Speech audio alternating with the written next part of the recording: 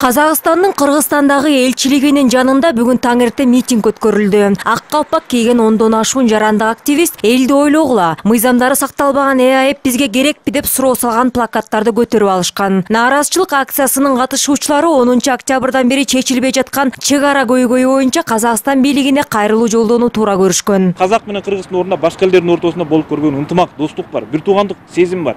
Ошол сезимди бүгүн да биз өчүрбөшүбүз керек.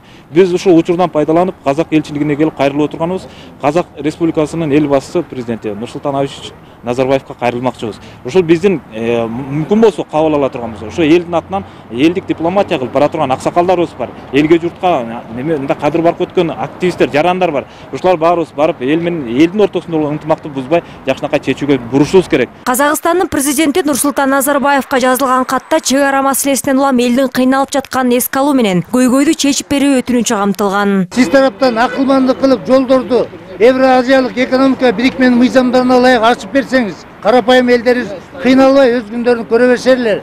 Митинг уюштуруучулардын айтымында буга чейин расмий Астана менен Бишкек кандайдыр бир мунасага келет деп үмүт артып турушкан. Бирок кече күнү Казакстан Ереванда өткөн Евразиялык өкмөттөр аралык кеңешинде эки тараптын сүйлөшүүсү оң натыйжа бербегендиктен бүгүн нааразычылык акциясына чыгууну туура көрүшкөн. Мен күнүгө барып турам. Мен күнүгө өзүмдүн спидометрим менен эсептейм. Канча машина километр турат деп. Бүгүн 2 сөгөт машина. Кечегиден 2 сөгөтпү? Көчөгүдөн 2 сөгөт. Себеби дегенде көчөгүнү Ереванда Евразиялык министрлердин кеңешинде биздин премьер-министр менен Казакстандын премьер-министри сүйлөшө албай калды. Булар Евро биримдиктин ичинде комиссия бар экен, ошол комиссияга коебуз деп атышат.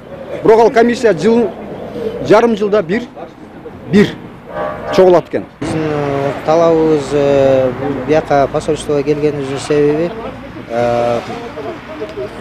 бир тараптуу жабылып атат да. Ошон үчүн Казак тараптан жана президенттен сурайлы дедик эле, границаны ачып коюңуз, эл кыйналбасын. Анткени Кыргыз эли да, Казак эли да кыйналып атат бул жердечи. Баягыда граница жабыла электе алма 35-40-45 сомго чейин чыгып аткан. Азыр болсо мына кече мен өзүм көрдүм, өзүм сатып алдым, 15 сомдон сатып алдым. Алманычы 15 сомдон сатып алдым. Анан логика салып санап көрсөңөр болот, канчалык убутка жөнөкөй эл чыгарып атканычы. Акыры дипломатиялык өкүлчүлүктүн алдына чогулгандарга Казакстандын Кыргызстандагы элчилигинин өкүлү чыгып, катты алып журналисттерге кыскача маалымат берип кирип кетти. Ал эми жүк ташуучу унааларга байланыштуу суроо жоопсуз калды. Ну, вы же знаете, два премьера подписали протокол в приоритетном порядке.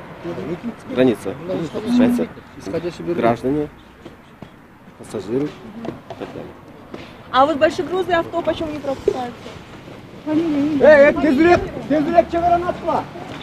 Тынч митинг ошону менен аяктап, жарандык активисттер таркап кетишти. Нурзада Сыдыкбекова, Алтынбек Каныбек уулу, НТС.